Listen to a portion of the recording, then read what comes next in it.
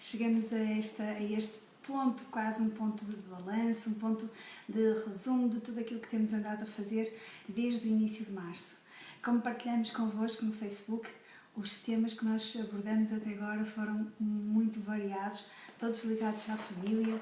Temas como o comportamento das crianças, como lidar com os adolescentes, as discussões no casal e as repercussões que elas têm na vida dos filhos, as emoções do bebê durante o período de gravidez, o papel do pai e o papel da mãe, as relações entre irmãos, avós, refeições em família, crianças que dormem com os pais, como lidar com as birras e disciplinar os filhos. Estes foram os temas que nós abordamos durante estes lives que temos feito desde o início de maio. Obrigada pela vossa participação, obrigada por terem estado presentes, por nos acompanharem ao longo deste tempo. Hoje vamos fazer uma sessão especial, porque é uma sessão de perguntas e respostas. Vamos responder a algumas perguntas que foram colocando também ao longo destes lives e a outras que nos foram chegando, e ainda hoje aquelas que nos chegarem, nós teremos também todo o gosto em responder. Ok? O meu nome é Paula Monteiro, sou mãe de 4 filhos, sou psicóloga e trabalho com famílias há mais de 20 anos. Trabalhar com famílias é uma coisa, como é que eu ia te explicar? É quase uma honra, porque participar na melhoria de alguma coisa que é a base da sociedade, para mim, faz-me sentir muitíssimo bem. É bom perceber quando as famílias chegam e perceber quando elas vão embora transformadas, o que isso fez de bom a cada um dos membros, à própria família e depois, mais tarde, à sociedade, ao sítio onde cada um daqueles membros passa. Vamos começar pelo início, por onde começamos lá no início de maio, e as perguntas que nós temos aqui são as perguntas que dizem respeito ao comportamento das crianças. E a primeira questão é: a questão de não mostrar divergência entre os pais em alguma situação específica não será estar a pintar um cenário irrealista? Não é normal as divergências e a criança presenciar e ver a resolução? Ok. As crianças precisam de sentir segurança nos pais que têm, precisam de sentir segurança naquilo que eles dizem e naquilo que eles fazem. Agora imaginem como é que as crianças podem sentir segurança se os pais, em vez de estarem de acordo na altura em que estão a ensinar um comportamento novo ao filho, estiverem em desacordo. A primeira dúvida que a criança tem é: qual é o comportamento certo, afinal? Qual é o comportamento que eu devo adotar? Imaginem um guia turístico que está com um ajudante de guia turístico ou com outro guia turístico. E um diz: melhor irmos para aquele lado, e o outro diz: é melhor irmos para aquele lado. Nós, como turistas, que estamos a ser guiados por aquele guia turístico, como é que ficamos? Queremos seguir um, queremos seguir outro, começamos ali a avaliar, mas nós já somos adultos, não é? Depois poderemos fazer uma escolha por nós. Mas as crianças não, elas nunca viveram estas situações antes. Então elas precisam que os pais estejam de acordo e que os pais lhes digam: o melhor é para ali, o melhor é ir para ali. Se estamos a falar de discussões do casal que podem surgir, e as crianças depois assistem à resolução, que deve ser o mais rápida possível, são coisas diferentes. Claro que o mundo não é cor-de-rosa e os pais falham muitas vezes. Falham como pais, falham como pessoas, falham como elementos de um casal, e as crianças vão assistir a isto tudo, naturalmente que sim. Agora, se nós acharmos que isto é uma coisa normal, então se calhar não vamos ter tanto cuidado em desenvolvermos aquilo que os pais têm que desenvolver, que é a inteligência emocional. É a capacidade de juntar razão e emoção e gerir isto da melhor forma possível, para que o seu comportamento seja o mais adaptado possível. Ok? Então, as crianças aprendem melhor por observação e imitação dos pais, certo? Ou seja, um comportamento ensinado, mas que não vem replicado na sua realidade e envolvência, será dificilmente apreendido. Ok? Ou seja, um comportamento ensinado, mas que não vem replicado na sua realidade e envolvência, será dificilmente apreendido. Há muitos comportamentos que nós ensinamos aos nossos filhos e até lhes recomendamos, mesmo que não sejam imediatamente replicados ou que não sejam reais. Por exemplo, Nós podemos estar até a discutir uma notícia que está a dar na televisão e que nós por acaso estamos a ver, o que as crianças ouviram, e aquilo não tem nada a ver com a nossa realidade. Mas podemos dizer às crianças, olha, aquilo não devia ter acontecido por este motivo e pelo outro. Ou a criança pode perguntar, mas porquê? Ou os pais podem dizer, imagina que eras tu que estavas naquela situação. Se não for muito grave, ok? É para não assustarmos as crianças. Mas imagina, o que é que tu achas que se devia fazer? E muitas vezes isto não é só com as crianças, mas com os adolescentes, e quando eles chegam aí aos 8, 9, 10 anos, quando nós estamos a preparar a adolescência, é muito importante nós falarmos em situações hipotéticas. Olha, aconteceu isto com uma pessoa ou com outra, o que é que farias se fosses tu? Olha, se um amigo te dissesse, não vais para casa agora, fica aqui, vamos ficar na conversa. Mas tu tivesse horas para chegar a casa, o que é que tu dirias aos teus amigos? E se eles começassem a gozar contigo, o que é que tu dirias? E isto é muito importante para nós lhes darmos cenários possíveis, mas também, ao mesmo tempo, alternativas de comportamento que as crianças e os adolescentes possam adotar com segurança. Ok? Portanto, eles não aprendem só por observação e imitação, aprendem por observação, por imitação, por reforço positivo, por reforço negativo, e quando testam, não é? Eles vão aprendendo de várias maneiras. Fora do contexto, também, desde que nós contextualizemos. Aprender a lidar com situações desagradáveis também nos prepara para lidar futuramente com o mundo, os colegas, os amigos, os patrões, etc. Claro que sim. Por isso é que nós não devemos permitir que as crianças pensem, deixem ver, a palavra permitir é um bocadinho forte, nós não devemos só proporcionar às crianças momentos felizes, momentos satisfatórios, momentos de grande cor-de-rosa, porque na verdade isso não é o que acontece. Naturalmente isso vai acontecer, nós não precisamos nos esforçar. Quando nós disciplinamos os filhos e utilizamos as consequências lógicas e consequências naturais, o que vai acontecer é um produto do seu comportamento e nem sempre é positivo, não é? E, portanto, se não é positivo, eles aí já vão ter o treino que precisam para ver a vida com algum realismo. Porque acontecem coisas más e acontecem coisas boas. E nós e os nossos filhos devemos estar preparados para as duas coisas. Ok? São tão boas perguntas as que vocês fazem. Quando não existe consistência entre os pais, nomeadamente nas regras e castigos impostos, acabam por perder o respeito pelos pais, com consequências na adolescência? Sim. Acabam por perder o respeito pelos pais, respeito pela autoridade, por aquilo que eles dizem, ou seja, aquilo que os pais dizem. Era um pouquinho como no início. Quando os pais não são coerentes, quando um diz vai para aquele lado e o outro diz vai para o outro lado, e não estão de acordo, portanto não há consistência, ou pior ainda, quando um diz vai para aquele lado e no dia seguinte diz vai para o outro lado, e o outro nem se pronunciou ainda, portanto há aqui logo uma inconsistência marcada. A primeira coisa que isto faz nos filhos é criar insegurança. Então o que é que eu faço? Então porque é que ontem era válido e hoje já não é? O que é que aconteceu aqui? O que é que mudou? E para os filhos isto significa que da próxima vez que os pais disserem alguma coisa, eles podem não fazer aquilo, porque estão à espera que os pais mudem de ideias, não é? Claro que se isto é assim na infância, quando chegarem à adolescência vai ser muito mais complicado. Ok, vai ser mesmo muito mais complicado, porque os adolescentes precisam muito de negociar as regras com os pais, mas terem a certeza de que eles vão cumprir a parte deles, até para eles, por imitação, também cumprirem a parte deles. Okay. A linguagem tem interferência na educação? Qual a aconselhada? Devemos ordenar ou explicar? Nós fazemos as duas coisas, na verdade. A linguagem tem interferência, desde que seja uma linguagem respeitosa, nós podemos utilizar a linguagem que quisermos com os filhos. Podemos dizer, vai lá dentro buscar os sapatos, por favor. E isto tem um ponto de interrogação no fim, mas é só para tornar a comunicação mais suave, não é propriamente para a criança dizer não vou. Porque se a criança disser não vou, nós temos um problema para resolver, ok? Mas nós podemos dar ordens. Os pais muitas vezes têm medo de dar ordens aos filhos, não é?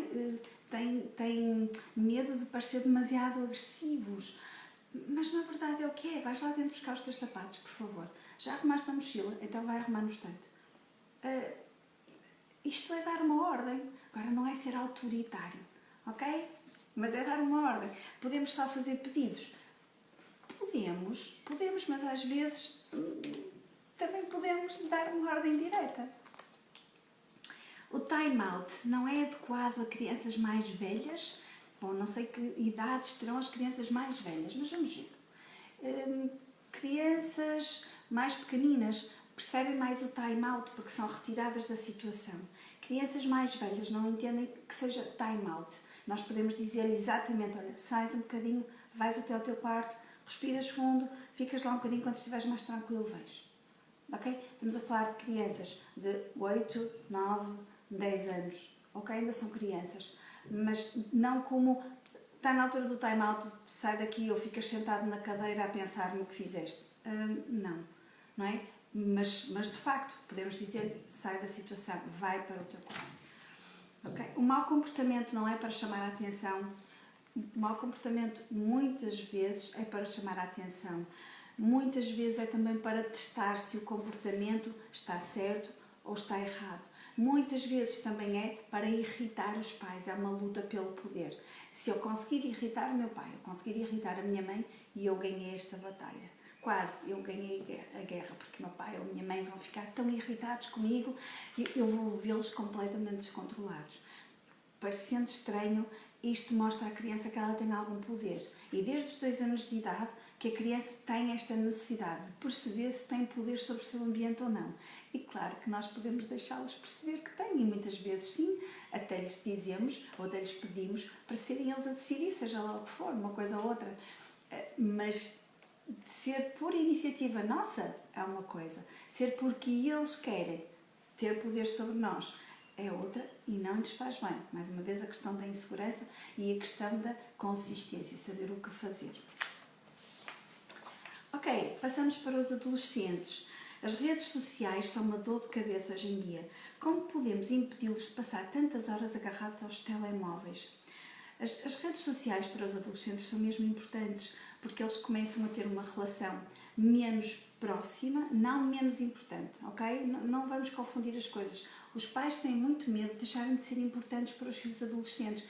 Não são. Os adolescentes continuam a achar que a opinião que os pais têm sobre eles e sobre os amigos deles é mais importante do que tudo no mundo.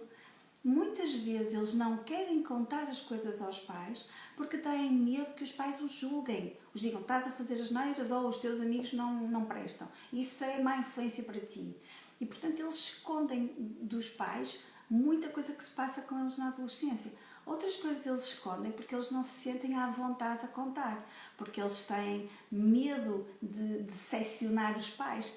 Os adolescentes têm mesmo muito medo de ser desadequados, de estarem errados nas coisas que dizem, nas coisas que falam, mesmo quando eles parecem falar com muita certeza. Eles não têm completa certeza, então vão estudando as reações à nossa volta.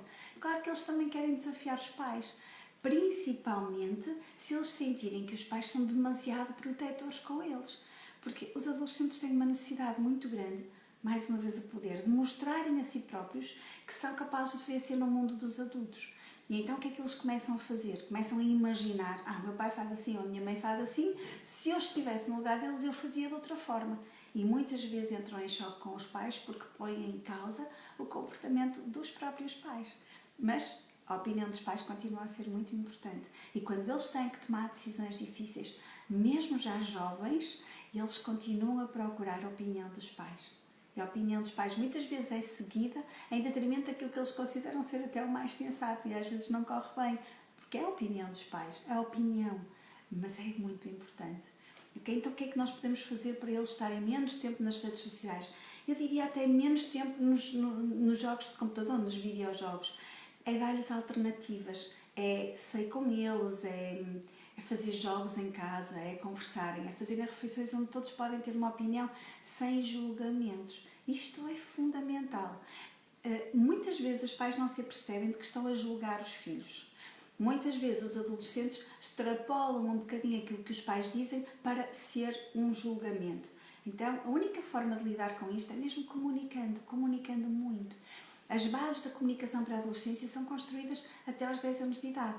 Depois não é possível? Claro que é. Custa mais um bocadinho. Portanto, se até aos 10 anos de idade pais e filhos conversarem, estiverem habituados a conversar, então depois vai ser muito mais fácil. E estas noções de que os pais não estão sempre a avaliar ou sempre a julgar os filhos, vai ser mais facilmente entendível. Ok? Nas discussões no casal, qual o relevo dos projetos comuns para o reforço de uma relação e qual o risco que podem acarretar caso não sejam bem-sucedidos? Muito boa pergunta. É normal entre os casais, principalmente depois de virem os filhos, parecer que o papel de pai ou o papel da mãe, portanto os papéis parentais, tomaram quase conta de tudo. Eles só falam de filhos. Mesmo quando saem muitas vezes para jantar, para terem uma noite mais a dois, o que eles falam é de filhos. Ora, isto faz com que a intimidade diminua, não é? E depois parece que eles já não se conhecem e parecem que eles já não estão prontos ou predispostos para passar tempo juntos enquanto casal. Então, é muito importante terem estes projetos comuns. Estes projetos comuns podem ser de vários tipos. Não creio que esta pergunta se refira a projetos comuns de trabalho. E, portanto, eu não vou por aí, porque também não é muito usual os casais terem projetos de trabalho em comum. Mas qualquer saída, pode ser uma saída a dois, pode ser uma coisa qualquer que decidiram fazer em casa. Quem gosta de bricolagem, montar um móvel juntos, ou um puzzle, ou ver um programa de televisão, ou discutirem determinado assunto, ou participarem em atividades fora de casa, juntos, enquanto casal. Isto é mesmo muito importante para a intimidade do casal e para a continuidade do equilíbrio na relação. Agora, qual é o risco que pode acarretar se eles não forem bem-sucedidos? Significa que os projetos comuns não correram bem? Bom, na verdade isto pode acontecer, não é? Mas nós devemos sempre perceber se estamos a ser adultos funcionais ou crianças adaptadas. E quando nós temos em mente só o nosso próprio prazer, temos mais dificuldade em lidar com a frustração que vem do facto de algum projeto em que nos envolvemos a dois não ter corrido bem. Então entramos num jogo de culpas quase. Tu é que és o culpado, ou eu é que esforcei-me tanto, sou a vítima, esforcei-me tanto para isto correr bem e afinal não correu bem. E ficamos aqui num jogo de acusações que não leva a lado nenhum e que na verdade não resolve o problema. Portanto, o que é importante é as pessoas serem adultos funcionais. O que é que fazem os adultos funcionais? Verificam o que correu bem, tirando as emoções dali, e da próxima vez fazem diferente, ou decidem fazer diferente da próxima vez. E isto também é um projeto a dois, também é um projeto comum. O casal saber como comunicar um com o outro e saber emendar, reparar aquilo que correu mal. Ok, como devem os membros do casal lidar com a sua bagagem em contexto de discussão? Creio que esta bagagem é a bagagem do passado. Se nós estivermos na relação como adultos, os tais adultos funcionais de que eu falava há pouquinho, é mais fácil nós pormos o foco no futuro e não o foco no passado. O foco no passado tem a ver com a nossa bagagem, tem a ver com os modelos que nós tantas vezes dissemos que não queríamos imitar. Nós, relativamente ao passado e às nossas famílias de origem, nós devemos retirar tudo o que elas nos passaram de bom e devemos deixar no passado tudo aquilo que aconteceu de mal.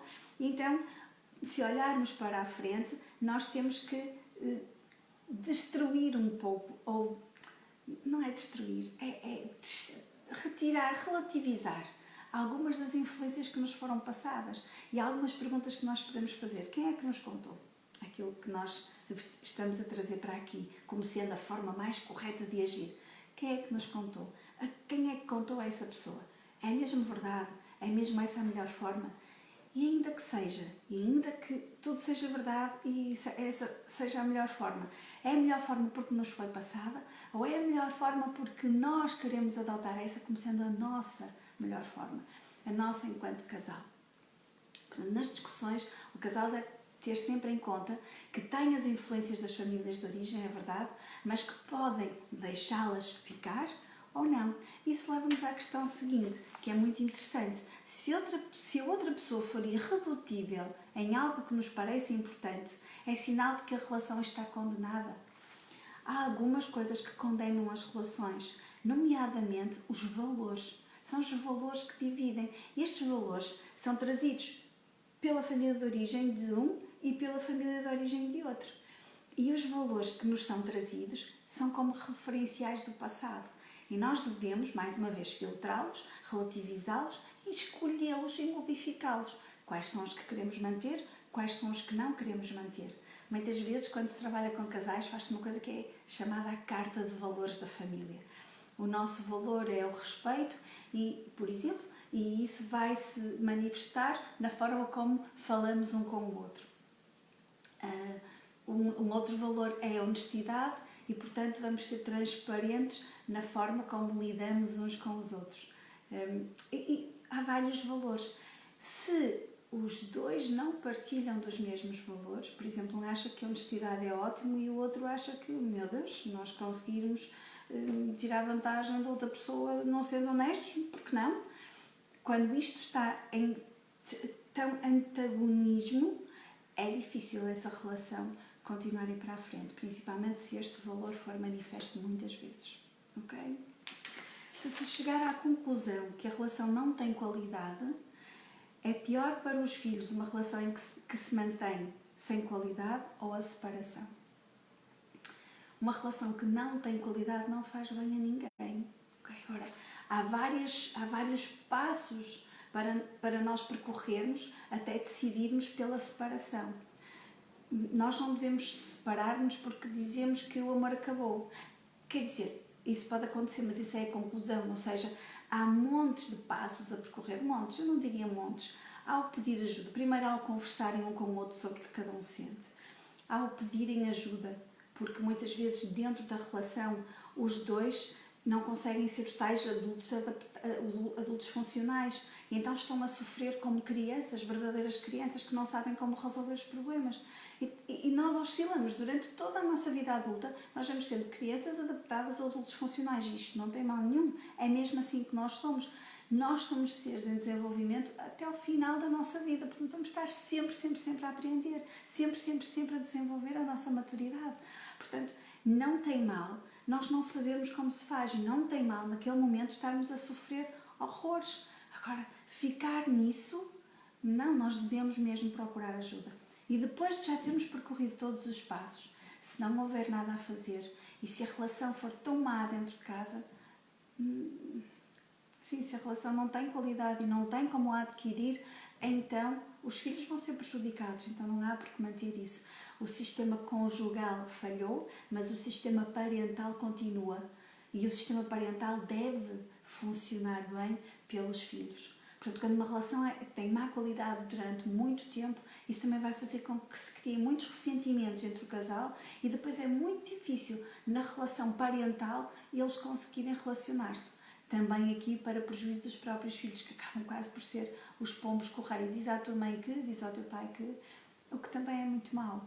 Portanto, procurem ajuda. Quando a relação estiver má, procurem ajuda a profissionais que o fazem e profissionais que já recorreram e pessoas que já recorreram a ajudas de profissionais. Muitas vezes, quando vão, é tarde demais. A relação já acabou muito lá atrás. Quando vêm é porque um deles puxa, mas muitas vezes não há sucesso. É verdade. Mas isso é quando já se deixou passar muito tempo, é quando já se tratou muito mal a relação durante muito tempo. Agora, se isto for feito logo quando nós estamos a sofrer e percebemos nós sozinhos não conseguimos resolver isto, precisamos de um mediador, isto é uma resolução muito adulta, mesmo muito adulta. Não significa incapacidade, não significa incompetência para ter uma relação de sucesso, não significa nenhuma vergonha. Significa que as pessoas chegaram à conclusão que não conseguindo resolver a situação, ela talvez possa ser resolvida com um mediador. E então, família é a coisa mais importante que nós temos. Devemos fazer tudo por ela, até assumir que não sabemos. E, portanto, vamos procurar ajuda. Porque quando estamos doentes, não vamos ao médico. Então, porquê que quando a relação está doente, não vamos também ao profissional, ao psicólogo? Porquê? Não há razão nenhuma para isso, ok? Portanto, não fiquem por causa dos filhos, mas procurem ajuda. Não façam obviamente, porque uma separação também não é uma coisa inócua para os nossos filhos. Eles sofrem. Tenham a idade que tiverem, os nossos filhos também sofrem com as separações. Ok? Outra questão, as emoções do bebê durante a gestação. O que pode fazer uma mãe para colmatar a falta do pai durante a gravidez? O apoio social é aquilo que a mãe deve ter sempre durante a gravidez. E pode ser dado pelo pai, pode ser dado por uma irmã, pela mãe, por alguém muito chegado que possa acompanhá-la nos processos todos de desenvolvimento da gravidez. O primeiro trimestre a mãe tem umas sensações, uns sentimentos, no segundo tem outro e no final tem outro. É importante que ela tenha alguém que a apoie e que a ajude a manter o estado de espírito animado e positivo. O bebê, quando nasce, reconhece também a voz do pai, se ele tiver estado presente ou não? Claro que sim. Ele reconhece a voz da mãe, desde sempre, até porque houve de várias maneiras, houve internamente, houve externamente, mas a do pai ele ouve externamente. E a criança, a partir do 4º, 5º mês, por volta das 20 semanas, mais ou menos, de gravidez, a criança tem um sistema auditivo praticamente desenvolvido. E então ela começa a aventura de ouvir todos os sons que estão à volta dela, nomeadamente a voz do pai, claro. E quando nasce, o pai já está ali e já é familiar para ela. Que sequelas pode haver para o bebê se a mãe sofrer de depressão durante a gravidez? Há vários estudos feitos sobre a depressão na gravidez e há um estudo que eu vi sobre, do Instituto de Psiquiatria e Neurociência do King's College em Inglaterra, em Londres, que eles pegaram em 106 mulheres grávidas, das quais 46 estavam deprimidas, e verificaram durante a gravidez, durante uma depressão, a mãe segrega cortisol, que é uma hormona que nos prepara para lutar ou fugir. Portanto, há um aumento muito grande da força nos músculos, há um aumento da concentração do cérebro para se focar na ação que tem que ser levada a cabo, perante uma situação que se percebe como sendo de ameaça. E é isto que acontece durante a gravidez, esta segregação de cortisol. Só que também passa pela placenta, passa através da placenta para o bebê. E, portanto, quando a mãe está estressada, quando a mãe está deprimida, a criança sofre com isso. Sofre porque aquela hormona não é uma hormona de prazer. E a criança vai criando ali uma coleção de sensações más. Então, o que é que este estudo concluiu? Que as crianças, os bebês nascem normalmente antes do tempo, cerca de uma semana, quando as mães estão deprimidas, têm muito mais sensibilidade à dor, às situações estressantes do ambiente. Por exemplo, logo na primeira semana, eles têm uma maior sensibilidade à luz, uma maior sensibilidade aos sons, maior sensibilidade ao desconforto. São crianças mais hiperativas, mais difíceis de acalmar e com a presença do cortisol, que é testado através da saliva, segundo este estudo. Portanto, voltando à nossa pergunta, que sequelas pode haver para o bebê? Nós vamos fazer com que este bebê, durante os primeiros dias, durante o primeiro ano de vida, durante o segundo e até para sempre, seja muito mais sensível às questões do ambiente. Se leva uma vacina às crianças com 1 ano, comparadas às crianças que nasceram, os bebês que nasceram filhos de mães deprimidas, com os bebês que nasceram filhos de mães não deprimidas, quando tomaram uma vacina com 1 ano de idade, os bebés das mães deprimidas segregaram cortisol, enquanto que os bebés das mães não deprimidas não segregaram cortisol. Ou seja, foram capazes de autorregular ou lidar com alguma facilidade com aquilo que estava a acontecer no ambiente. E, portanto, estas sequelas podem durar e duram toda a vida, não é? O que vai acontecer é que depois os bebés e as crianças, os adultos, podem aprender a lidar com esta resposta. Sim, mas ela aparece muito mais nestas pessoas do que nas outras. Ok? Este estudo é mesmo muito interessante. Vocês podem vê-lo. Ok. O papel do pai e o papel da mãe.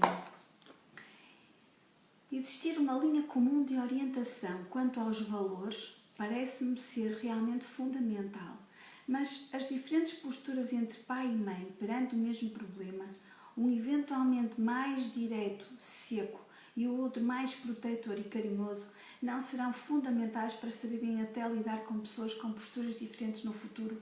Claro, é mesmo isso. E nós estamos preparados e temos que estar preparados para aceitar as diferenças nas pessoas, mesmo as diferentes posturas. Agora, Agora, direto e seco não tem que ser desrespeitoso. E protetor e carinhoso tem que ser também com limites, não é? Nós precisamos que os pais sejam protetores e carinhosos quando têm que o ser, ou mais secos também quando têm que o ser. Existe um momento para tudo.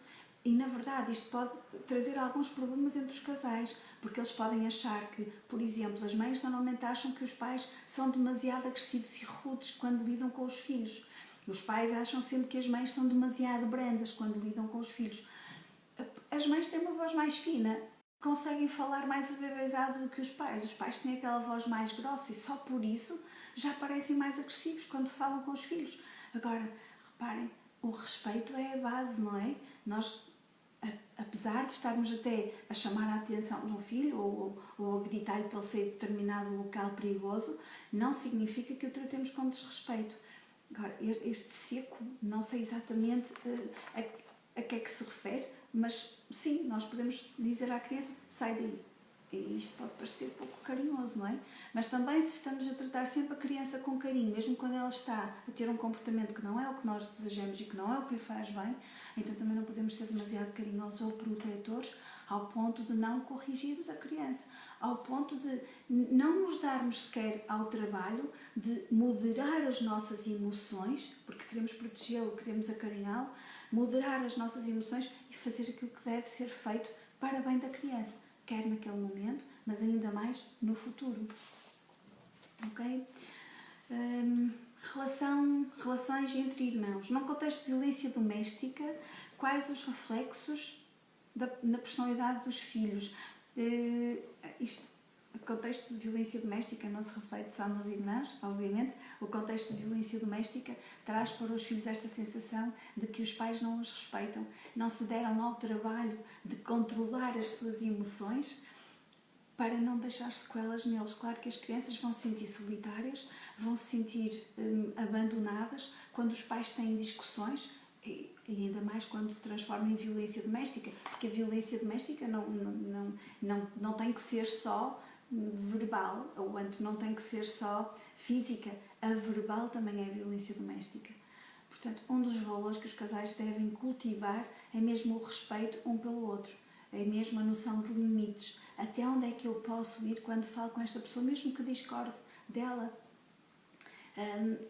Quando nós nos relacionamos com outra pessoa, eu vejo essa questão como dois países que decidem abrir as suas fronteiras um para o outro e interagir, mas também dois países que têm normas, que têm regras e que são importantes. É importante que quem visita o país respeite as suas regras, porque é assim que nós fazemos. Quando eu estive em Inglaterra, eu tive que conduzir pelo lado esquerdo da estrada, não conduzir pelo lado direito. Aqui em Portugal, eu não conduzo pelo lado esquerdo da estrada, portanto, eu respeito as regras do país. E todos nós fazemos isso, não é? Quando saímos do nosso país, mas também queremos que quando os estrangeiros visitam o nosso país, façam a mesma coisa. Se transportarmos isto para o casal, é um bocadinho assim, aquilo que eu tenho para dizer à outra pessoa deve respeitar as suas fronteiras, os seus limites também, ok?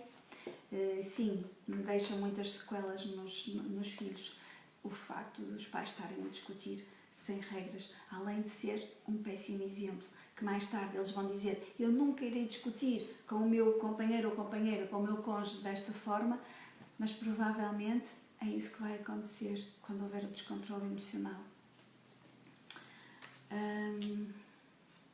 Brigas entre irmãos na idade adulta.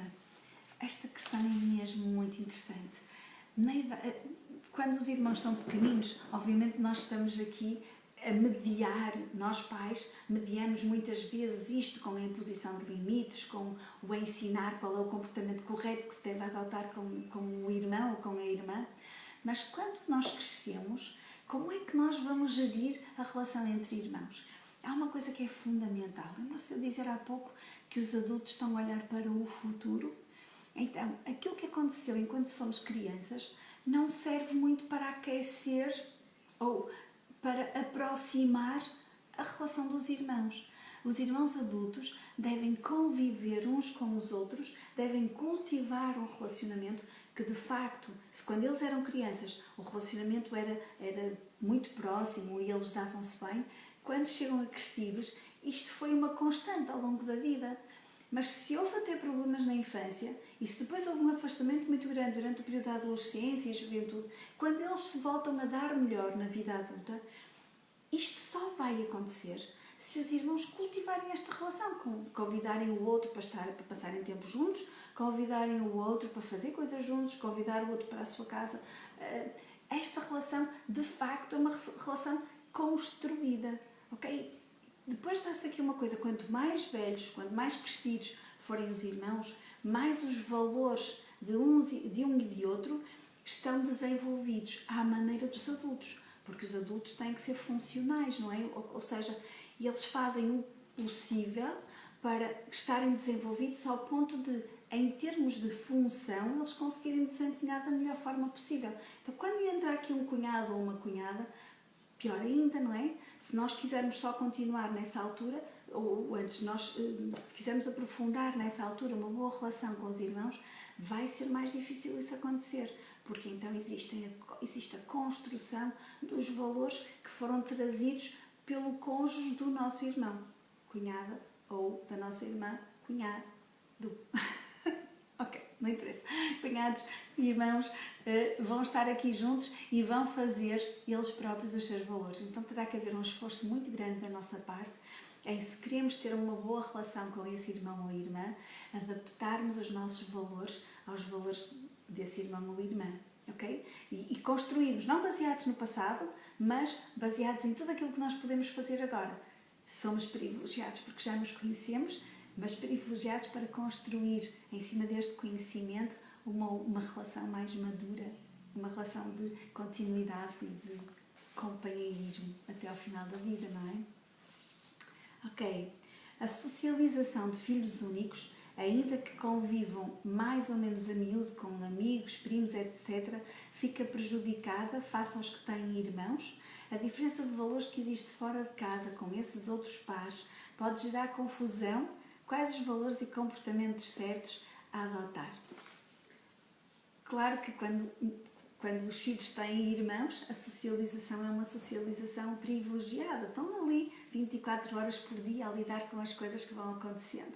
Claro que sim, claro que é muito melhor, ok? No entanto, primos e primas, vizinhos que morem próximo e que possam socializar, também contribuem grandemente para haver um equilíbrio nessa área, claro que sim, ok?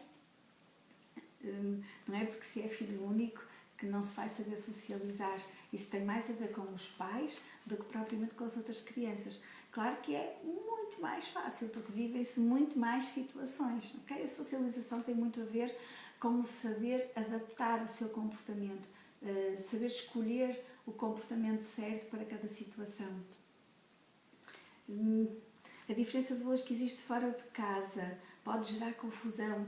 Não, nós podemos sempre dizer aos nossos filhos, na casa do Francisco, as coisas são assim, na nossa casa as coisas são desta maneira e não tem mal nenhum. Se nós não fizermos disso um drama, os nossos filhos também não vão fazer disso um drama. E voltamos à questão dos países. Ali é feito de uma maneira, naquele país, em Inglaterra, as pessoas conduzem do lado esquerdo, aqui nós conduzimos do lado direito. E está tudo bem, okay? Não tem mesmo mal. Agora, no caso das famílias e no caso dos nossos filhos, nós devemos incutir-lhes, quando se trata de valores e não de conduzir de um lado ou do outro da estrada, nós devemos incutir fidelidade e lealdade aos valores que eles têm, não é? O que está na base de conduzir do lado esquerdo ou conduzir do lado direito é o respeito pela autoridade, pelas regras do outro. Se os valores dos nossos filhos não estão de acordo com os valores dos outros, dos pares, então eles devem saber que a nossa opinião e aquilo que nós lhes devemos incutir é que eles se devem afastar, principalmente se os prejudicarem. Ok? Se os valores forem tão diferentes que os magoem, que os ponham em situações perigosas ou em situações em que eles não querem estar definitivamente. Poderá ser o comportamento herdado? Fazemos muitas vezes como vimos fazer. Sim, as crianças aprendem por imitação e, portanto, não podemos falar tanto de herdade, apesar de podermos falar um bocadinho, mas isso leva-nos para a memória genética, mas não tanto isto, mas nós vimos como vimos fazer. Nós fazemos como vimos fazer, por imitação. Depois haverá aqui uma parte de memória genética, será para outra altura. Tantas vezes se vê isso, poderá ser uma questão cultural, a questão de facilitar ao mais novo. Ok, tantas vezes se vê isso, filhos mais velhos a serem mais repreendidos do que os filhos mais novos. Sim, muitas vezes estamos a proteger o mais novo e dizemos ao mais velho, tu já és crescido. Isto não é justo para o irmão mais velho. Imaginem que nós temos que tratar as crianças como se elas fossem únicas. Então nós não vamos prejudicar um em detrimento do outro, porque não o prejudicaríamos em situações normais. Agora, depende da situação. Se o irmão mais novo está a dormir, nós podemos pedir ao mais velho, faz pouquinho barulho, o mano está a dormir, ou a mana está a dormir. Mas isso também diríamos ao outro, faz pouquinho barulho, o mano está a dormir. Ok? Então não há aqui esta distinção. Muitas vezes nós achamos que o irmão mais velho, por ser mais velho, precisa menos da nossa atenção ou da nossa compreensão. E na verdade ele precisa tanto de nós quanto o irmão, precisa tanto dos pais quanto o irmão mais novo. O irmão mais velho só nasceu primeiro, já sabe mais algumas coisas e pode compreender algumas coisas, mas ainda assim ele precisa de sentir que nós lhe damos atenção e que nós o amamos e que nós o continuamos a considerar importante, apesar de ter um irmão. Ele não pode nunca pensar que o irmão mais novo é mais importante do que o mais velho, do que ele, ok? Quanto maior a diferença de idades, maior o nível de confiança, porque o mais novo olha para o mais velho como exemplo, ou melhor é ter irmãos de idades semelhantes. É diferente, não é? Mas é melhor ter irmãos de idades semelhantes, porque eles acompanham mais o crescimento uns dos outros e as brincadeiras são mais iguais, por assim dizer. Agora, os irmãos mais novos vão sempre tentar subir para o nível dos mais velhos. E os mais velhos vão sempre ser os exemplos dos mais novos. Claro que é melhor ter idades semelhantes. Dá mais trabalho aos pais se forem de idades semelhantes, porque eles vão juntar biberões e fraldas e noites mal dormidas. Mas, apesar de tudo, é melhor, sem dúvida alguma. A diferença de valores que existe fora de casa com esses outros pares pode gerar confusão sobre quais os valores e comportamentos certos a adotar. Se falarmos em período de adolescência, em que eles próprios estão a testar os valores dos pais e a pôr em causa algumas coisas, os valores diferentes podem gerar discussão. No caso dos mais pequeninos, isso não. Mais uma vez o que eu dizia há pouco, podemos dizer, na casa do Francisco faz-se assim, na nossa casa faz desta maneira e está tudo bem. As casas são todas diferentes, as famílias são todas diferentes. Quanto aos adolescentes, quando os valores dos outros pares são diferentes, eles precisam ter mecanismos de proteção.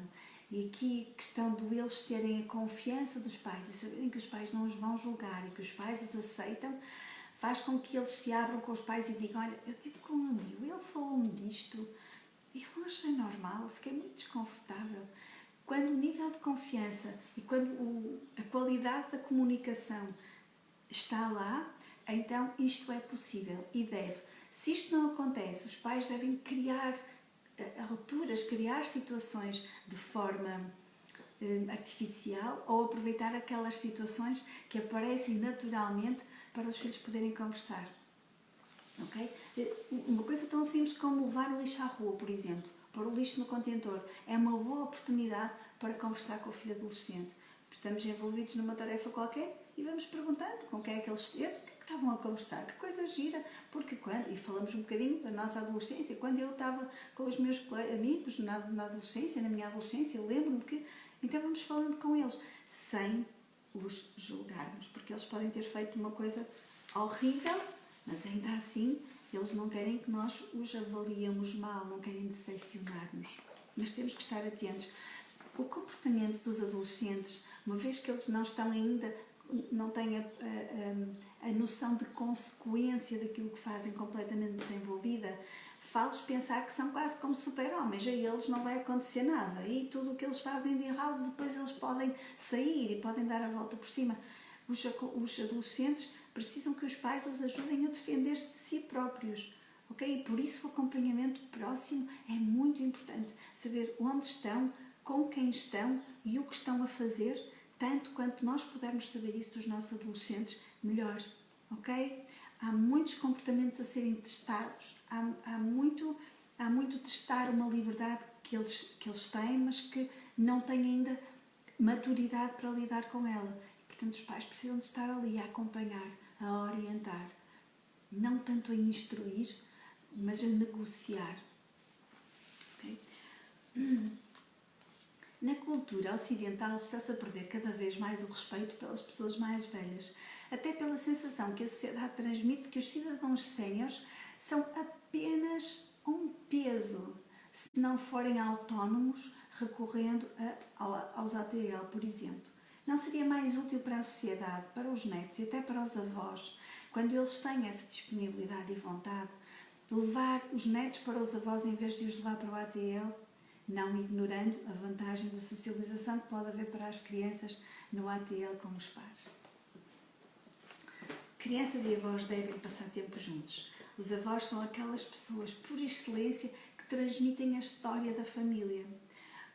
Quando os avós chegam à idade de ser avós, a maior parte deles, acontece um fenómeno muito interessante. Eles ficam com uma memória de longo prazo muito mais aguçada e, portanto, eles são capazes de transmitir aos netos aquilo que eles de outra forma não saberão. Por exemplo, como é que os pais se comportavam quando eram pequeninos, como é que era a vida no tempo dos avós, como é que foi quando os avós tiveram filhos, como foi quando os próprios avós eram pequenos, a que é que eles brincavam, o que é que eles pensam. E os avós podem ser os confidentes por excelência. Sabem que os filhos têm medo de decepcionar os pais, mas com os avós eles sentem uma aceitação tão grande que eles não têm medo de os decepcionar. Então acabam por contar aos avós coisas que não contariam aos pais. Então é importantíssimo, se eles podem estar com os avós, que estejam com os avós, que passem tempo por eles. Os avós são o que são e nós temos que aprender a respeitar as diferenças. Se tudo correr bem, todos nós um dia chegaremos à idade dos avós. E então devemos já cultivar nos nossos filhos o respeito pelas pessoas dessa faixa etária. Eles não são menos importantes. Eles são muito importantes, porque eles já passaram por tantas experiências e podem nos contar como é que foi. Muitas vezes nós não sabemos, porque nunca vivenciamos isso, mas eles já sabem, então podem nos contar. E isso pode trazer uma nova esperança para a nossa vida e também não precisamos de passar por tudo para aprendermos. Algumas coisas nós aprendemos porque nos contam, porque nos explicam. Então os avós são sensacionais. Para além disso, é uma oportunidade dos avós poderem estar com crianças sem um peso, sem responsabilidade imensa da educação, da formação, da socialização. Então, para além disso, eles também já sabem como é que é, já perceberam que as crianças não partem, não é? Então podem relacionar-se com eles mais à vontade. É uma oportunidade para se divertirem, é uma oportunidade para brincarem outra vez, porque os avós brincam com os netos. E isto é muito bom, porque liberta hormonas de prazer e, portanto, só traz qualidade de vida para uns e para outros. Ok? Então, sim, é muito melhor. Deixa-me responder aqui algumas perguntas que vocês estão a fazer. Há coisas que os adultos fazem, mas as crianças não podem fazer. E dizem, mas tu também fizeste. Por exemplo, dizem-nos, vou para a cama cedo, mas tu ficas a ver televisão até tarde. O que é que se responde? Como fazê-los compreender? Esta pergunta é mesmo espetacular. Sim, é verdade que muitos adultos têm este problema, mas este problema pode ser logo sanado na origem, sabem? Um adulto e uma criança não são iguais. E se nós devemos ensinar as diferenças e a respeitar as diferenças aos nossos filhos, isto vai começar por aqui. Primeiro, os pais decidem porque é que os filhos vão para a cama cedo, porque é o melhor para eles. Os filhos não podem decidir isso porque eles ainda não sabem o que é melhor para eles. Os pais não têm tanta necessidade de dormir como os filhos, não precisam dormir tantas horas como os filhos. Para além disso, os pais precisam deste tempo em que os filhos vão para a cama cedo para ficarem em casal, para conversarem, para terem a tal proximidade que falamos já aqui. Então é muito importante que os pais simplesmente digam aos filhos: tu és mais pequenino, tens que ir para a cama mais cedo. Os pais podem ficar acordados até mais tarde. Quando os pais acabam por ir adormecer os filhos, quebra-se aqui muito desta intimidade do casal, esta proximidade do casal, porque depois um dos pais acaba por adormecer e muitas vezes fica lá o resto da noite, ou então quando vai para a cama, porque o outro vai chamar, já perdeu a oportunidade de conversarem. E no dia seguinte, o ritmo da vida acaba por engolir os pais, engoli-los enquanto profissionais, enquanto pessoas, enquanto seres, e o sistema conjugal ficou outra vez aqui prejudicado. Portanto, às vezes não temos que fazer os filhos compreender, porque eles não têm capacidade para compreender. Como é que nós vamos explicar a uma criança que ela precisa dormir 10 horas? E ela vai compreender isso? Porquê? Ela não tem experiência para isso, ela não sabe o que é o melhor para ela. Então, às vezes não temos que os fazer compreender, temos que lhes dizer: é assim, para ti é melhor e eu sei o que é melhor para ti. Ou mesmo que não tenhamos que dizer isto, nós sabemos o que é melhor para eles, só temos que lhes dizer isso. Que se eles estiverem desde cedo habituados a isto, vai ser mais fácil os pais dizerem o que querem que aconteça. Ok? E esta pergunta era da Mariana Almeida. Muito boa pergunta, Mariana. Agora, uma pergunta da Sofia Monteiro Macaia. Se a mãe tiver passado a gravidez com alguma ansiedade e, portanto, tiver passado esta ansiedade ao bebê, há alguma coisa que se possa fazer? Deixa-me pegar nos meus olhos, que eu não estou aqui a perceber. Há alguma coisa que se possa fazer preventivamente com o bebê ou a criança para ajudar a lidar com essa ansiedade herdada? Era aquilo que estávamos a falar há pouco. Sabendo que existe uma predisposição, nem uma predisposição, já é uma aquisição. Tudo o que acontece fora da criança, no ambiente externo, vai causar mais sensibilidade à criança. O que nós podemos é tentar passar nesses momentos em que ela pode ficar mais ansiosa, nós podemos passar alguma tranquilidade e alguma segurança. Agora, isto quando estamos a moldar o comportamento da criança, quando estamos a ensiná-la a ser, também lhe podemos ensinar exercícios de autocontrole. No início, quando ela não compreende isto, é mais difícil. Okay? Vai ser muito pelo colinho, vai ser muito pelo amparo, por lhe transmitir segurança, por não nos deixarmos nós contaminar emocionalmente pelas emoções da criança. Se uma criança está ansiosa, é mais uma razão para os pais ficarem tranquilos. O que acontece muitas vezes é exatamente o contrário. A criança está ansiosa e os pais ainda ficam mais ansiosos. A criança começa a chorar e nós ficamos logo muito preocupados, porque de facto mexe connosco. Mas é nessas alturas que nós precisamos de respirar fundo e dizer: está tudo bem, e neste momento a minha missão é ficar tranquila para tranquilizar o meu bebê, a minha criança. Depois, quando eu for um bocadinho mais velho, então existem vários métodos para a criança aprender a não reagir logo. Por exemplo, um dos métodos que nós utilizamos, que eu utilizo em consulta, é o sentar a criança num bloco de gelo imaginário. Então ela fica mais tranquila, porque se foca não naquilo que está a acontecer de mal, mas naquela sensação que ele tem de estar sentado em cima de gelo e começar a ficar gelado e começar a ficar... É uma sensação só. Ok? Podemos dizer: olha, se estivesse agora a comer uma laranja, qual era o sabor que tu tinhas? E provavelmente a boca dele começa a salivar. Ou seja, ensinamos a criança a focar-se noutras coisas, para relativizar a intensidade que ele sente do estímulo do meio ambiente, aquele que lhe causa ansiedade. Ok? Mas isso é uma aprendizagem. Boa pergunta. Ok. Crianças que dormem com os pais, nós acabamos daqui a pouco. Se a criança, por regra, dormir na sua cama, quando teve um dia mau ou está assustada por qualquer motivo e quer dormir com os pais, principalmente para se sentir protegida, deve-se ou pode-se permitir ou não que vá para a cama dos pais? Se sim, até que idade? Se estamos a falar de um trauma, se estamos a falar de uma coisa séria, se estamos a falar de qualquer coisa muito intensa para aquela criança, ainda assim eu acho que ela não deve dormir na cama dos pais, mas um dos pais pode dormir com ela. A cama dos pais deve ser vista pela criança como o território dos pais.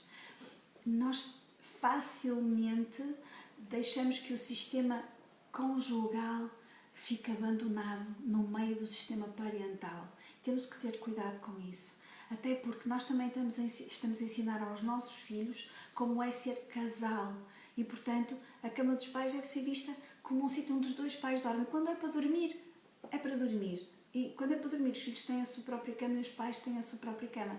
Agora, não, pode eventualmente acontecer que um dia aquele filho, porque houve um trauma, porque houve uma perda muito grande, vá dormir para a cama dos pais. Ok, pode acontecer. Não, nada tem este grau de rigidez. Mas depois temos que ter cuidado, porque quando isso passar, primeiro o filho deve perceber que aquilo é mesmo uma exceção, excepcional mesmo. E quando ele já estiver melhor, quando aquilo já tiver sido mais trabalhado, estiver mais tranquilo, ele deve voltar para a sua cama. Muitas vezes o que acontece é que os pais facilitam os filhos virem para a cama e depois eles vão ficando, sem os pais até se darem conta de que agora o filho já está a fazer da cama dos pais a sua própria cama. Muitos ficam lá desde que adormecem até que acordam. É muito tempo, ok? E isto pode causar alguma confusão. Ok. Como é que faço o desmame se a criança estiver habituada a dormir com os pais? Ok, primeira coisa é decidir que o seu filho vai deixar de dormir na sua cama. A primeira coisa que se faz é tomar a decisão. A partir de amanhã, a partir de sábado, o meu filho ou a minha filha vai parar de dormir na minha cama. E depois devemos explicar isso à criança. Olha, tu és crescido, tens a tua cama, esta cama é a cama do pai e da mãe, e tu vais passar a dormir na tua cama porque nós também precisamos da cama para dormirmos e para descansarmos. Porque, na verdade, quando uma criança dorme connosco, nem ela descansa bem, nem os pais descansam bem. Ok? Então, primeira coisa, decidir. Depois, escolher um dia em que a criança não esteja muito cansada. Porque quando a criança está muito cansada, também tem dificuldade em relaxar, em conciliar o sono. Ok? Então, escolher um dia, primeiro decidir, explicar, prepará-la com antecedência e depois, no próprio dia, perceber, permitir que a criança tenha um dia não muito estressante, não muito agitado. Depois, toma um banho, depois vai para a sua cama. E ajudá-la que quando se levantar, nós vamos voltar a pô-la lá. Quando se levantar, nós vamos voltar a pô-la lá. Ok? Se ela estiver sempre a levantar, nós devemos sempre explicar à criança: nós combinamos que devias ficar na tua cama. Ok? Mas quanto menos falarmos, melhor. Porque durante a noite nós podemos não falar pouco, simplesmente conduzi-la até a caminha dela. E sossegá-la um pouquinho, até podemos estar ali um bocadinho com ela, não deitados com ela, podemos estar ali um bocadinho com ela até ela sossegar, até ela adormecer, eventualmente, se ela adormecer rapidamente, e depois saímos. Ou então, sossegamos e dizemos: tens que dormir na tua cama, nós já falamos sobre isto. Este é o melhor lugar para tu dormires. Estás mais sossegadinho aqui. E saímos, ok? Mas poucas palavras e vamos mantendo a nossa posição. Normalmente demora cerca de 8 dias a fazer isto. É preciso ter paciência. Durante 8 dias vocês não vão dormir muito bem. É verdade que não. A criança também vai acordar várias vezes. É verdade que sim. Mas depois todos podem dormir muito melhor o resto do tempo. Ok? Temos aqui mais uma pergunta. Vamos responder da Marina Castro. Qual a melhor forma de resolver uma birra? Por imposição ou explicação para com a criança? Quando nós falamos de birras, lembram-se de vos dizer, se não podem ver lá o vídeo atrás, uma criança quando está a fazer uma birra está em descontrole emocional completo e portanto não há nada que nós possamos fazer como explicação que ela consiga entender ou aceitar. Nesta altura, a criança só precisa que nós, primeira coisa, qual é? Vocês sabem, controlar as nossas emoções, não nos deixarmos influenciar pelas emoções da criança. Até neste momento, ela precisa de um modelo que ela possa imitar mais tarde. Então, nós com as birras, o que é que fazemos? Podemos ignorá-la, podemos distrair a criança, podemos brincar com a criança, podemos, vejam lá no vídeo, explicar: não vale a pena, ok? Lidemos com a birra das crianças como alguém que ou é distraído da situação e, portanto, levado para o foco da atenção é levado para outro sítio, ou nós não vamos tentar explicar. A coisa que devemos ter em mente, eu disse que era o nosso controle emocional, e há uma outra coisa que é muito importante, é nunca, nunca, nunca se ter uma birra. Uma criança, quando está a fazer uma birra, está a comunicar de forma deficiente. Ela não sabe comunicar qualquer coisa, nem sabe comunicar que está irritado com a situação, nem sabe comunicar que aquela situação a irrita, nem sabe comunicar o que quer de forma calma. Então, se ela não sabe, quer dizer que está a fazer mal, e se nós lhe dermos o que ela quer, ela vai pensar, espera, afinal é certo, aquilo que eu estou a fazer é o correto, porque se eu faço isto e consigo o que eu quero, então só me resta fazer sempre desta maneira. E nós ficamos com uma criança birrenta em mãos. As birras começam por volta de 2, 3 anos de idade. Se forem sanadas logo na origem, elas vão acontecer mais uma ou duas vezes. Não vão voltar a acontecer. Porque, na verdade, a criança aprende muito rapidamente as coisas. Ela percebe que aquele não é o melhor método. Então, depois da birra passar, nós podemos explicar à criança qual é o melhor método. Ok? Mas sempre sanar isto na origem. Está bem? Nós temos mais uma pergunta. Vamos tentar responder então. Da Sofia. Quais são as consequências para os adultos que dormiram com os pais em criança? Tenho que responder a esta pergunta. Apesar do nosso tempo já ir avançado, esta pergunta é mesmo muito importante. Nós pensamos que desculpa, é mau para os pais, é mau para o casal. Desculpa, eu tenho que beber um pouquinho de água. Isto acontecer num live é mesmo estranho. É mau para os pais terem um filho a dormir na sua cama. Mas é muito mau para os filhos dormirem na cama dos pais. Não só porque não têm um exemplo de como deve funcionar uma relação de casal com o seu território, mas também porque se a criança não está na sua cama, não desenvolve o discurso interno de autoconsolo, de autorregulação. Aquilo que nós dizemos a nós próprios, está tudo bem, vai ficar tudo bem, não te preocupes. Aquelas pancadinhas que damos a nós próprios. Aquele discurso interno de incentivo, aquilo que nós dizemos a nós próprios, vai ficar tudo bem. Mesmo que agora não pareça estar tudo bem, vai ficar tudo bem. E este discurso interno é desenvolvido a partir dos 2 anos, quando as crianças acordam de noite e estão sozinhas no quarto, olham para um lado, olham para o outro e decidem e pensam, os meus pais estão a dormir no quarto ao lado, está tudo bem. E viram-se para o outro lado e adormecem. Se isto nunca acontecer, se a criança não tiver a oportunidade de dizer isso a ela própria, este discurso interno não vai ser desenvolvido ou vai ser mal desenvolvido. O que é que acontece? Os adultos vão ser adultos muito mais ansiosos. Para além disso, se a criança está sempre com os pais no quarto, a fonte de afeto, quer para pais, quer para as crianças, vão ser um e outro. Quando os filhos crescem, eles vão precisar de fontes de afeto externas para se sentirem bem, para se sentirem confortáveis consigo próprios e para fazerem face aos embates da vida, aquilo que vai surgindo. Então, muitos adultos passam a dormir por iniciativa deles, como os seus próprios filhos, para terem ali a fonte de afeto que eles precisam, a fonte que lhes transmite segurança. E é verdade que o contacto com a nossa pele, com a pele de outro ser humano, nos traz muito conforto. Mas quando ele não existe, nós temos que estar confortáveis na mesma, porque senão vamos estar a perdurar aquilo que está mal para uns e para outros. Ok, espero ter respondido à pergunta. Eu sei que há muitos pais que dormiram com os seus próprios pais, ou porque os pais trabalhavam fora, ou porque os pais tinham ritmos de sono diferentes, uns iam se deitar mais cedo, os outros preferiam deitar-se mais tarde. E então, ou porque um tinha televisão no quarto e o outro não tinha. Por causa disto, muitos pais que agora têm filhos já foram filhos que dormiram com os seus próprios pais, então já percebemos que são pessoas muito mais frágeis e que precisam muito do contacto dos outros para se sentirem seguros. Nós acabamos por estar a criar pessoas emocionalmente dependentes, quando não têm aquilo que precisam, ou filhos com quem durmam juntos, ou resistência emocional para lidar com os problemas, muitas vezes podem tornar-se adultos ansiosos ou até dependentes das drogas. Portanto, é mesmo muito importante que nós ensinemos os nossos filhos e que demos a oportunidade aos nossos filhos de desenvolver esta capacidade de autorregulação quando estão a dormir nas suas próprias camas. Ok? Vamos só responder a mais uma pergunta e depois vamos terminar este live que já vai longe, ok? Disciplinar os filhos.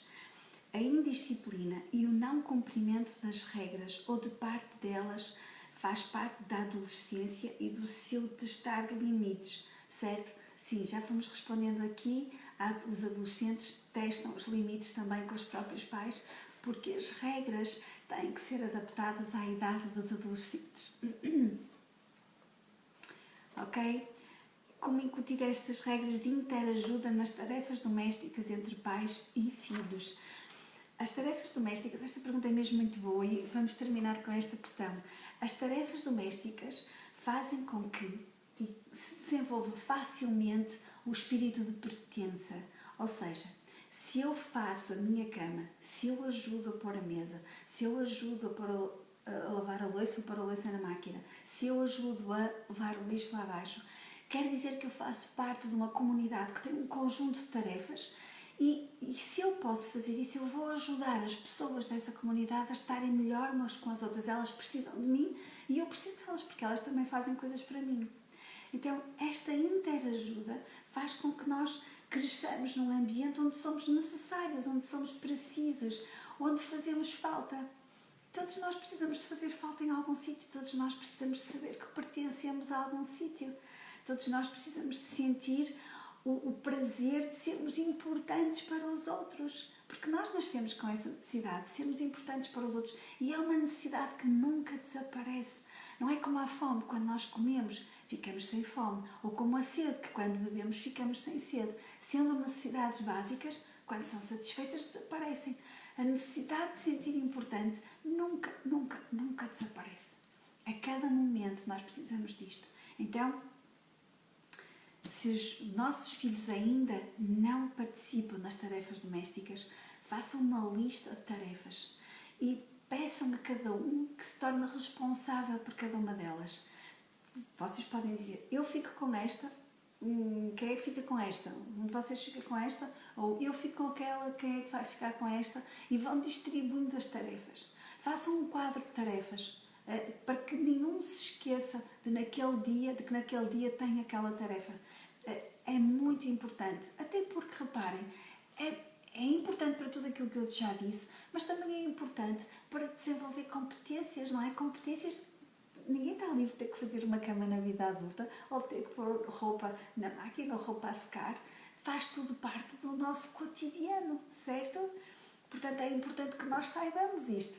Por outro lado, eu também tenho uma coisa fenomenal, que é desenvolver autoestima. Como é que se desenvolve a autoestima? É experimentando sucesso. Até imaginem, uma cama está feita, fantástico, maravilhoso. Oh, eu sou capaz de fazer isto. Eu ajudei a pôr a mesa e a mesa está bem posta. Meu Deus, eu sou capaz de pôr uma mesa. Então, os pais vão elogiando e isto vai reforçando a autoestima dos filhos. Vai reforçando o aparecimento do comportamento e vai mostrando que de facto eles são importantes e que toda a gente, pelo facto daquela pessoa naquele dia ter posto a mesa, fez com que toda a gente pudesse comer de forma mais organizada, sem andarem a levantar-se para buscarem um prato, um copo, um talher, o que seja.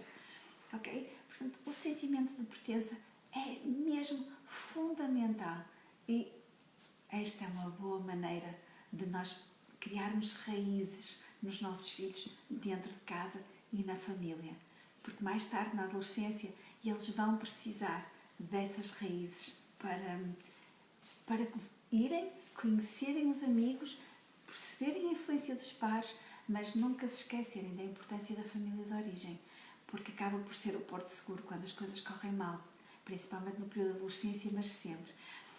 Eu tenho aqui mais uma pergunta e vou mesmo terminar com esta, ok? Todas as perguntas que vocês fizerem a partir de agora, vocês deixam aí e eu respondo a seguir, está bem? Muito obrigada pelo vosso interesse, pelas vossas participações. É mesmo bom ter-vos desse lado. A Joana Tracana Santos diz: olá, doutora, pré-adolescentes ou adolescentes com feitios bem vincados. Tenho que pôr os óculos, deixem-me só. Com feitios bem vincados, com as respostas tortas, o revirar de olhos, o desafio constante, o virar as costas aos pais ou às explicações destes. Como travar e obrigá-los a ouvir-nos e a controlarem-se emocionalmente, pois nem sempre é fácil nós nos controlarmos nestes constantes desafios. E lá vem o castigo, que também não resulta. Pois é, quando se trata de adolescentes ou pré-adolescentes e quando eles não fazem nada daquilo que os pais dizem, nós estamos aqui perante um outro problema, que é a qualidade do relacionamento entre os pais. Porque não diz aqui se isto acontece mais com o pai ou mais com a mãe. Mas, Joana, a Joana ainda está aí? É mais com o pai ou mais com a mãe que isso acontece?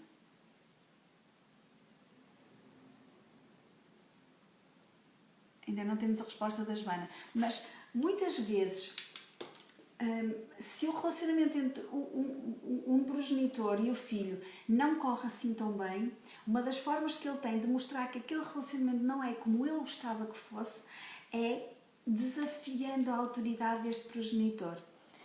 É com a mãe, diz a Joana. Nem de propósito, o tema do nosso live da próxima semana vai ser relacionamentos mães e filhas. Vamos ter muito para dizer sobre isto. De facto, isto pode ser um dos sinais de que a relação não está como o adolescente quer que esteja. Agora, o adolescente ou o pré-adolescente é capaz de dizer isto? Não. É quase intuitivo. Ele gostava que as coisas fossem diferentes, mas se perguntarmos como é que gostava que fosse, ele não terá assim uma noção muito boa, ou não terá instruções muito precisas para dar à mãe, neste caso à mãe, sobre como se relacionar com ela. Nós vamos ter que descobrir, até porque vamos ter que descobrir o que é que está por trás disto, porquê que existe este desconforto. Mas, na verdade, quando temos filhos desta idade, já podemos sentar-nos com eles ou podemos ir dar uma volta com eles e podemos explicar, olha, eu tenho reparado neste comportamento e naquele, e na verdade eu prefiro. Não é eu quero, é eu prefiro, nesta idade, eu prefiro que tu não tenhas este comportamento comigo. Porque depois haverá retirada de privilégios, depois haverá consequências para este tipo de comportamento, que tem que ser adequado. Daí nós falarmos de consequências naturais e consequências lógicas. Então, na próxima semana, quando falarmos de relacionamento mães-filhas, nós vamos abordar este tema em particular. Mas para já, aquilo que eu posso dizer à Joana e a todos os que nos estão a ouvir é: conversem com os vossos filhos sobre esse comportamento, digam que não o vão tolerar. Ou seja, vão fazer o que se faz com as birras, vão ignorar aquele comportamento. E se aquele comportamento for demasiado desajustado, então nós exploraremos as consequências lógicas e aquele adolescente terá que lidar com elas, com as consequências lógicas, não é? Imaginem, a mãe diz, faz a cama, e o adolescente não faz a cama, por exemplo. Ele faz a cama e a seguir vai sair com os amigos. Pronto, não fez a cama a seguir, não vai sair com os amigos. Pode revirar os olhos, pode não aceitar explicações, mas na verdade o que ele está a dizer à mãe, neste caso à mãe ou aos pais, é que ele não teve tempo para fazer a cama. E pronto, se não teve tempo para fazer a cama, então precisa do tempo que demoraria a fazer a cama no tempo que iria sair com os amigos. E aqui temos uma consequência lógica, que também é uma retirada de um privilégio. Okay? E os pais têm que ser muito consistentes com isso. E isto tem que ser conhecido previamente. É bom sempre que as crianças e os adolescentes conheçam previamente quais são as consequências com que têm que lidar. Assim, eles podem escolher. Okay? Se revirares os olhos à tua mãe, teremos que pensar numa consequência lógica para isso. Qual é que vocês acham que devia ser? Pensem nisso. Para a semana vamos falar. Coloquem as vossas questões. Nós vamos estar cá para isso. Ok? Até para a semana e obrigada por terem estado desse lado.